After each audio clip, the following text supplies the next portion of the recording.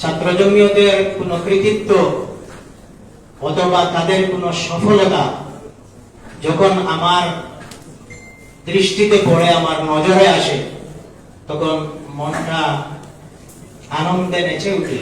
তার কারণ আমার জীবনের সিংহভাগ সময়, বিরাট একটা অংশ এই ছাত্র জমিয়তের পিছনে, অর্থাৎ আমার জীবনের যৌবনের সবচেয়ে গুরুত্বপূর্ণ যে প্রারম্ভিক সময়, সেই সময়টা এই ছাত্র সংগঠনের পিছনে আমি ব্যয় করেছি। এই জন্য ছাত্র জমিয়তের কোনো উন্নতি দেখলে, অগ্রগতি দেখলে, সফলতা আমার চোখের সামনে ভাসলে আমি আনন্দে উদ্বেলিত হই।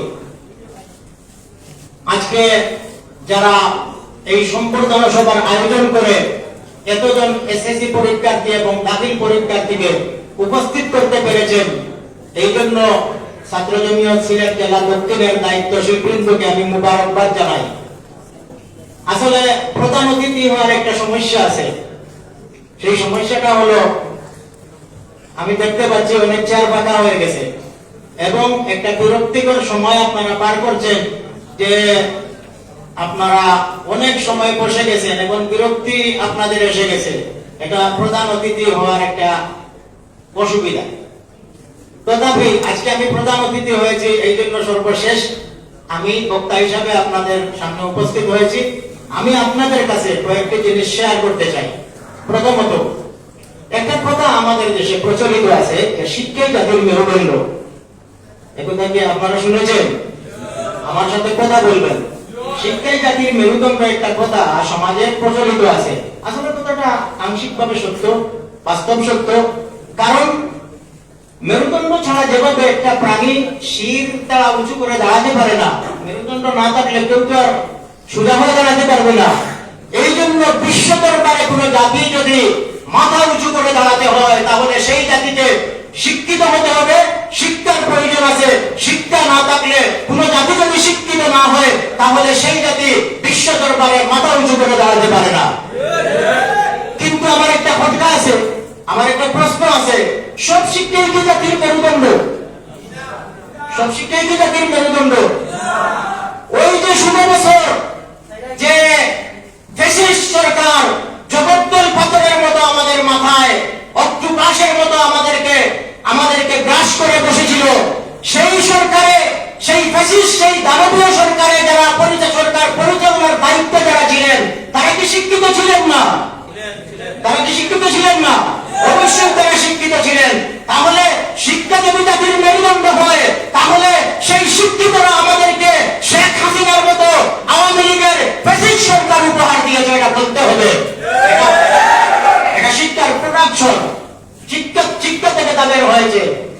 আজকে বাংলাদেশ দুর্নীতিতে এমন ভাবে নিমজ্জিত, কোন একটা সংস্থা, কোন একটা হাত বাংলাদেশে নেই যে হাতটা, যেই সংস্থাটা দুর্নীতিমুক্ত। আমার সাথে কি একমত আপনারা? এমন কোন একটা সংস্থা কি দেখাতে পারবেন যেখানে দুর্নীতি হয় না? সবখানে দুর্নীতি হয়। দুর্নীতি কারা করে? এই শীতেল চুররা কি দুর্নীতি করে? না, না, কখনো না। এই শীতেল সাধারণ চুররা দুর্নীতি করে না। ওই যে রাকুব পোয়াল যারা বসে আছে চেয়ার নিয়ে, সেই শিক্ষিত সমাজরাই দুর্নীতি করে। শিক্ষিত সে কত বড় দুর্নীতিবাজ। তাহলে শিক্ষা জাতির মেরুদণ্ড কথাটা কি মানতে পারি? আসলে সর্বতভাবে, সামগ্রিকভাবে এটা মানা যায় না। তাহলে শিক্ষা জাতির মেরুদণ্ড কথাটা কি সত্য নয়? আসলে সত্য। শিক্ষা জাতির মেরুদণ্ড, তার সাথে যোগ করতে হবে সুশিক্ষাই জাতির মেরুদণ্ড। আর সুশিক্ষা হয় ধর্মীয় এবং নৈতিক শিক্ষার মাধ্যমে। ধর্মীয় এবং নৈতিক শিক্ষা ছাড়া কখনো সুশিক্ষা হতে পারে না। ইমাম দারুল হিজরা হযরত ইমাম মালিক ইবনে আনাস রাহিমাহুল্লাহ, 4টি মাযহাব আছে। আপনারা যারা স্কুল কলেজের বাইরে হয়তো ইসলাম সম্পর্কে এতটুকু জানেন না, 4টি মাযহাব আছে। এর মধ্যে একটি মাযহাব হলো মালিকি মাযহাব। সেই মাযহাবের ইমাম হলেন হযরত ইমাম মালিক ইবনে আনাস। ইমাম মালিক ইবনে আনাস বলেন যে লা ইউসলিহা আখিরু হাযিহিল উম্মাহ ইল্লা বিমা সালাহা বিহি আউয়ালুহা, যে এই যে উম্মতে মুহাম্মাদি, মুহাম্মদুর রাসূলুল্লাহ সাল্লাল্লাহু আলাইহি সাল্লামের যে উম্মত, এই উম্মতের শেষ অংশ সংশোধিত হতে পারবে না, কিন্তু এই উম্মতের পূর্বের অংশ যে শিক্ষার মাধ্যমে সংশোধিত হয়েছিল, সেই শিক্ষা দিয়েই সে সংশোধিত হবে। তাহলে আজকে আমাদের বাংলাদেশে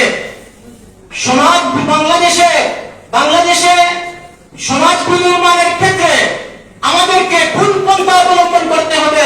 মুহাম্মদুর রাসূলুল্লাহ সাল্লাল্লাহু আলাইহি ওয়াসাল্লাম তিনি যে শিক্ষার মাধ্যমে সাহাবায়ে কেরামের মাধ্যমে যে সমাজ গঠন করেছিলেন, সেই সাহাবায়ে কেরামের জামাত যেভাবে তৎকালীন দুনিয়ার সব জাহালত এবং বর্বরতার বিরুদ্ধে জিহাদ ঘোষণা করে ইসলামী সমাজ গঠন করেছিলেন এবং দুর্নীতিমুক্ত সমাজ সাহাবায়ে কেরামের মাধ্যমে গঠিত হয়েছিল, সেই শিক্ষাই আজকে ছাত্র সমাজ যদি গ্রহণ করে তাহলে দুর্নীতিমুক্ত সমাজ গঠন করা সম্ভব হবে। অন্য কোনো পন্থা নয়। যে পন্থায় পূর্বসূরীরা সংশোধিত হয়েছেন সেই পন্থায় শেষের লোকেরাও সংশোধিত হতে হবে। এটাই তো আপনাদেরকে বললাম। তাহলে একটি কথা এখান থেকে উপলব্ধি করবেন যে আগামীতে সমাজের দায়িত্বে আপনারা আসবেন। আপনারা শিক্ষিত সমাজ, আপনি ডিসি হবেন, আপনি জজ হবেন, বিচারপতি হবেন, আপনি মন্ত্রী হবেন, আপনি এমপি হবেন, আপনি বিভিন্ন এই সরকারের বিভিন্ন দায়িত্বে আপনি থাকবেন। স্কুল কলেজের ছাত্র যারা তারাই তো এই চেয়ারে বসে, এই দায়িত্ব কারা পায়? স্কুল কলেজের ছাত্ররা পায়। তাহলে আল্লাহর নবী হেরা পর্বতের গুহা থেকে মরুভূমির বুক ছিঁড়ে আল্লাহর নবী যেভাবে তৎকালীন সমস্ত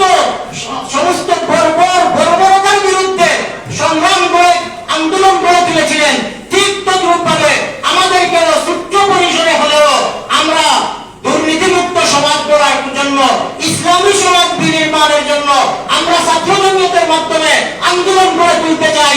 এই আন্দোলনে আপনাদেরকে অংশগ্রহণ করার জন্য আমি উদাত্ত আহ্বান জানাচ্ছি। আমাদের আহ্বানে কি আপনারা সাড়া দেবেন? আমরা চাই দুর্নীতিমুক্ত সমাজ গঠন করতে। আমরা চাই সুশিক্ষায় শিক্ষিত হোক এই জাতি এবং এই জাতি এই সমাজ দুর্নীতিমুক্ত হোক। এটার জন্য ছাত্র জমিয়ত আপনাদেরকে উদাত্ত আহ্বান জানাচ্ছে। আসুন আপনারা ছাত্র জমিয়তের ছায়া তোলে। সর্বশেষ যে কথাটা আমি বলতে চাই তা হলো, আপনারা যখন কলেজ জীবনে ফাঁড়ি দিবেন, অনেকে আছে যে বাবারে ছাত্র সংগঠনে অংশগ্রহণ করবো না। কারণ সবাই জানে যে ছাত্র সংগঠন মানে কি? ছাত্র সংগঠন মানে ওই যে ছাত্রলীগ, ছাত্রদল, ছাত্র শিবিরের যে সমস্ত মারামারি, টেন্ডারবাজি, এইগুলাই ছাত্র সংগঠন। আসলে না, আমরা ছাত্রদেরকে সংগঠন করার জন্য বলি, প্রকাশ্যে রাজনীতি করার জন্য নয়।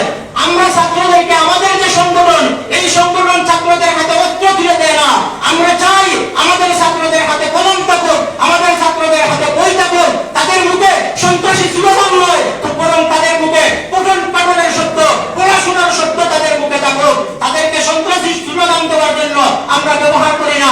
আজকে ছাত্র সমাজ বড় বড় নেতাদের খেলার পুতুলে পরিণত হয়েছে। আমরা ছাত্রদেরকে সেই খেলার পুতুলে পরিণত করতে চাই না, বরং আমরা ছাত্রদেরকে বই পুস্তক দিয়ে, তার হাতে কলম দিয়ে অস্ত্র থেকে মুক্ত রাখতে চাই। অস্ত্রের যন্ত্রণালী থেকে শিক্ষাঙ্গনকে আমরা মুক্ত করতে চাই। এই জন্য আমি আপনাদেরকে আহ্বান জানাচ্ছি, উদাত্ত আহ্বান, আসুন ছাত্র জমিয়তের ছায়া তোলে এবং গঠন করুন অস্ত্রের যন্ত্রণালী মুক্ত শিক্ষাঙ্গন। এই দাওয়াত আপনাদের কাছে আমি দিয়ে রাখলাম। সর্বশেষে যে কথাটা বলতে চাই, আপনাদের নেতিবাচক দিকগুলো আমি বর্ণনা করেছি, এখন বা অনেকেই বর্ণনা করেছেন। আমি এখন একটি কথা বলতে চাই যে এই ছাত্র সমাজ সব কিছুর পরেও এখনো বাংলাদেশের ইতিহাস তালাশ করুন এবং এখন পর্যন্ত ইতিহাস তালাশ করুন। ছাত্র সমাজ, বাংলা ছাত্র এবং তরুণ সমাজ বাংলাদেশের সব কঠিন মুহূর্তে এগিয়ে এসেছে। এটা কি সত্য নয়? 1952 ভাষা আন্দোলন, যে ভাষা আন্দোলনকে বলা হয়, কি বলা হয়? স্বাধীনতা সংগ্রামের 71-এর মুক্তিযুদ্ধের সূচনা। সেই ভাষা আন্দোলন রক্ত দিয়েছে কারা? ছাত্র সমাজ। সেই 1969-এর অভ্যুত্থান আইয়ুব খানের বিরুদ্ধে, সেই অভ্যুত্থানে ছাত্র সমাজ রক্ত দিয়েছে। 1990 সালে স্বৈরাচারী এরশাদকে বিতাড়নের জন্য ছাত্র সমাজ আন্দোলন করেছে, গণতন্ত্রকে পুনরুদ্ধার করেছে এবং সর্বশেষ 2024 সালে ছাত্র রক্ত দিয়ে এই দানবীয় ফ্যাসিস্ট আওয়ামী লীগ সরকারকে বিদায় করেছিল। ছাত্র সমাজের অবদান কম নয়, আমরা আমাদের সেই অবদানকে ধরে রাখতে চাই। ভবিষ্যতে আরো এই ধরনের বাংলাদেশে যদি কোনো কঠিন অবস্থার সম্মুখীন ওপেন হয়, আমরা রক্ত দিয়ে, আমরা আমাদের সব ধরনের প্রচেষ্টা দিয়ে এই দেশকে আমরা রক্ষা করব। এই উদাত্ত আহ্বান জানিয়ে আমার বক্তব্য এখানে শেষ করলাম। ওয়া আখিরু দাওয়ানা আলহামদুলিল্লাহি রাব্বিল আলামিন।